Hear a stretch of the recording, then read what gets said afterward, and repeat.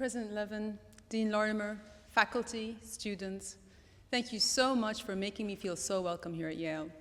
I've wanted to come here for many years, and I'm so grateful to everyone for the hospitality and kindness you've shown to me and my staff. I've really been looking forward to seeing the Yale landmarks that I've heard about for so long now. The Beinecke Library, Harkness Tower, Old Campus, Peter Salome's mustache. Oh, I'm sorry, I didn't make it quite in time for that last one. But everything else is even more impressive than I'd imagined. This is a spectacular place.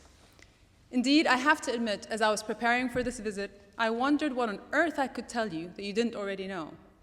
Yalees have won 17 Nobel Prizes, 6 presidential elections, and even 2 Heisman trophies. You can choose from more than 2,000 courses, browse more than 12 million books in the libraries, make friends from more than 110 countries, and as far as I can tell from the posters all around campus, tried for 3,000 a cappella singing groups.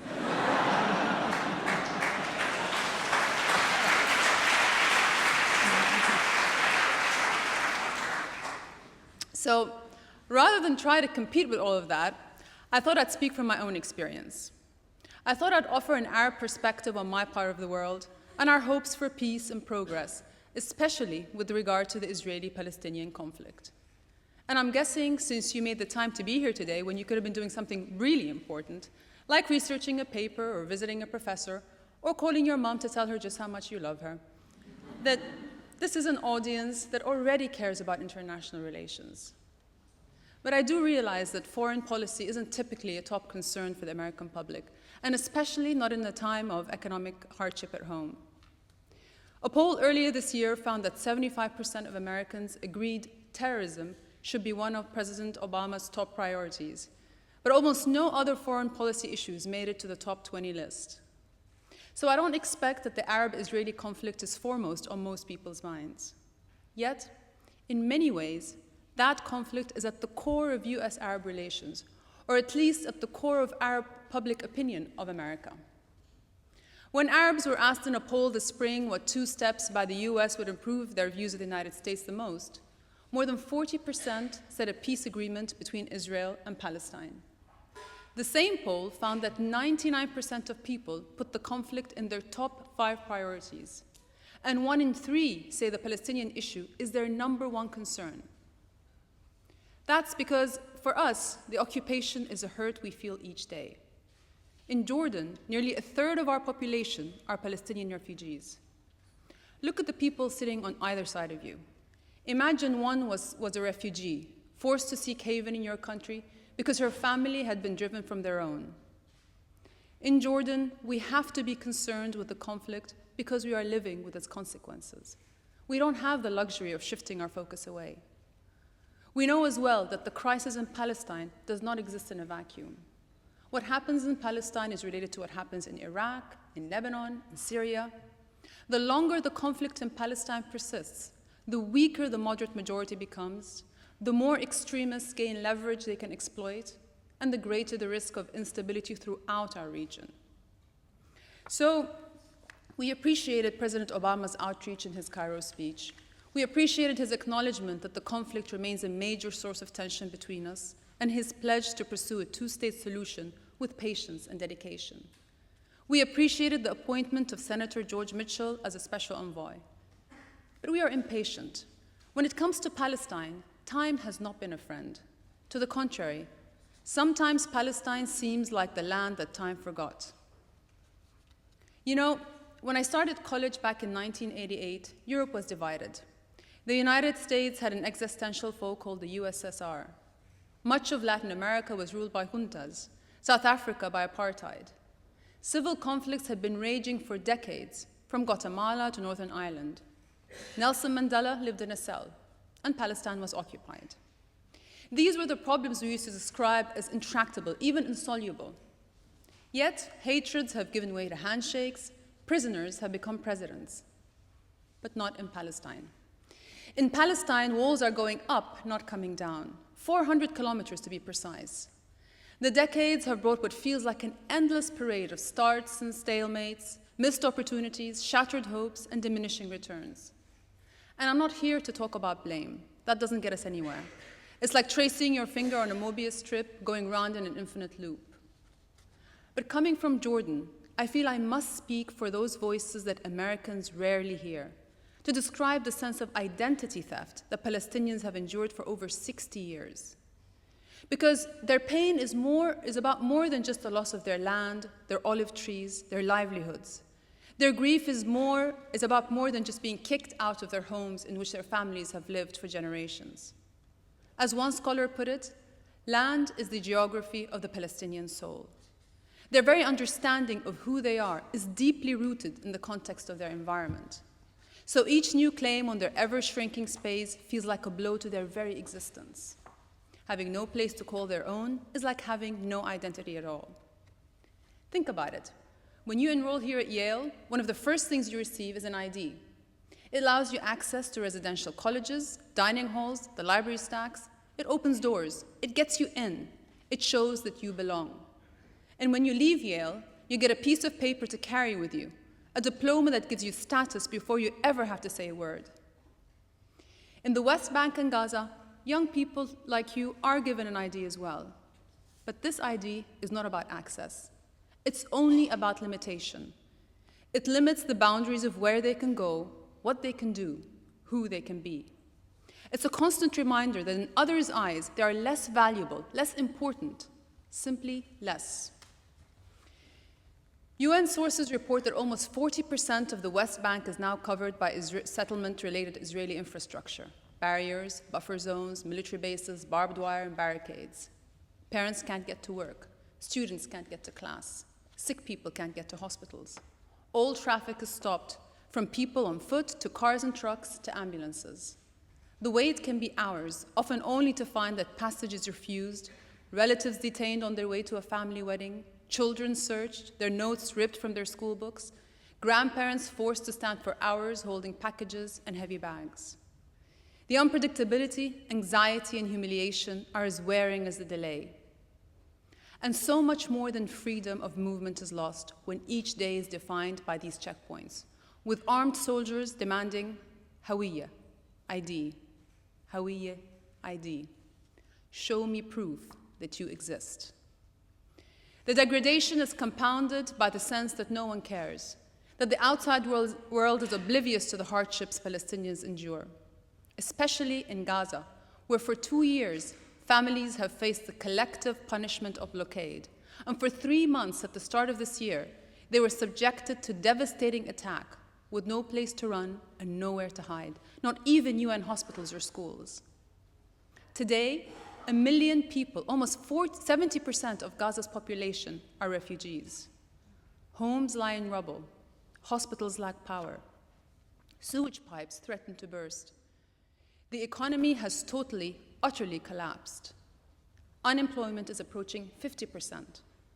One resident calls it a jail where no prisoner knows the length of his sentence.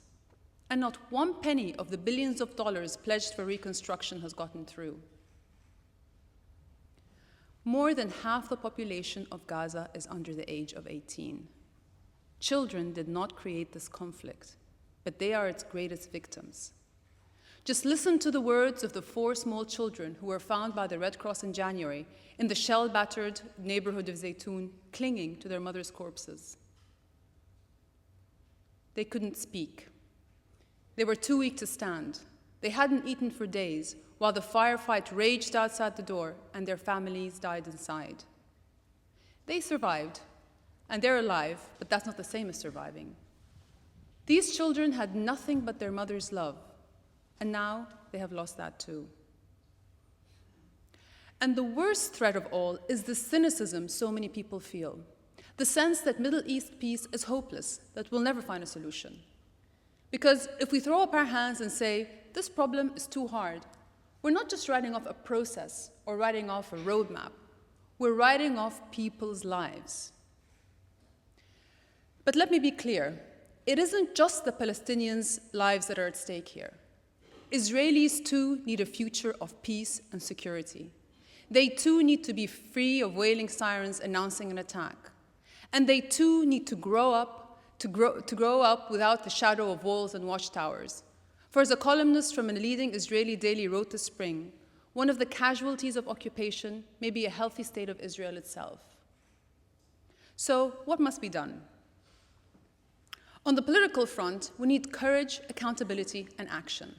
And we see signs of hope as President Obama and his team invest their time and capital in breathing life into negotiations for two viable, secure, sovereign states. We see signs of hope as all 22 members of the Arab League have offered Israel full recognition in exchange for withdrawal to its pre-1967 border. We see signs of hope as brave people on both sides say they are ready to give peace a chance. 64% of Palestinians and 40% of Israelis who support the Arab League plan. Now, all sides must take responsibility for building on this momentum. And let me say clearly, the responsibility includes the Arab world. We decry the actions of Israeli extremists, but must work harder to rein in our own. We look to the West to do more in support of Palestinian needs, but must do our part and must press the Palestinians toward unity among themselves. At the same time, as my husband, His Majesty King Abdullah, has said, it is time for Israel to choose, to integrate into the region accepted and accepting with normal relations with its neighbors, or to remain Fortress Israel, isolated and holding itself and the entire region a hostage to continuing confrontation. And from America, too, we need sustained commitment, creative engagement, and leadership to keep the parties on the path to peaceful coexistence. But we need even more, because true peace depends not just on new lines on a map. It is not just the walls on the land that must go. We have to take down the walls in our hearts. There has been so much pain, so much loss, so much fear, so much hatred and mistrust. True peace depends on reconnecting the bonds of our common humanity. I was moved by something J.K. Rowling said in her commencement at Harvard last year. She said that humans have the unique ability to think themselves into other people's places, to learn and understand new things they haven't actually experienced. And yet many choose to remain comfortably within the bounds of their own experience, never troubling to wonder how it would feel to have been born other than they are. They can refuse to hear screams or to peer inside cages. They can close their minds and hearts to any suffering that doesn't touch them personally. They can refuse to know. Rowling went on to say, I might be tempted to envy people who can live that way, except that I do not think that they have any fewer nightmares than I do. I think the willfully unimaginative see more monsters, she said. They are more afraid. She is right. So often we dread what we do not know. We live in fear of the things we cannot see, but we'll never move forward by closing ourselves off. The only way to grow is to reach out. To truly make peace in the Middle East or anywhere in the world, we all have to learn to think ourselves into other people's places, to put ourselves in other people's shoes, to make room for other people's hopes and fears. For the more we appreciate one another's perspective, the more dimension and depth we add to our own. And in many respects, that's what a liberal education is all about. It's about asking questions without prejudicing the answers, drawing lessons from other people's experiences, testing and refining our own values and beliefs, developing the habits of an open mind. When we shine the light of inquiry, broad-mindedness, and compassion, that is how we find our way to our own best selves. The more open we become, the more we find we can contain. It's the lux that leads the way to the veritas. And when it comes to the Middle East, no matter how great the fears, no matter how deep the mistrust, if we shine that light, we are sure to reveal what has always and will always be true. There is no difference between the love the Palestinians and Israelis feel for their children. No difference between their laughter or their tears. We share one humanity. As one of my heroes, Desmond Tutu, likes to say, we, all of us, have been made for goodness. We have been made for laughter. We have been made for caring, for sharing, for compassion. For we do indeed inhabit a moral universe. And yes, goodness is powerful. Yale, as global citizens, we have a responsibility to one another. In our interconnected world, there are no zero-sum games. We win or lose together. We all have a stake in peace and justice, for all of us are diminished by their absence. Let us work together in the Middle East and around the world to make peace come true for good. Thank you all very much.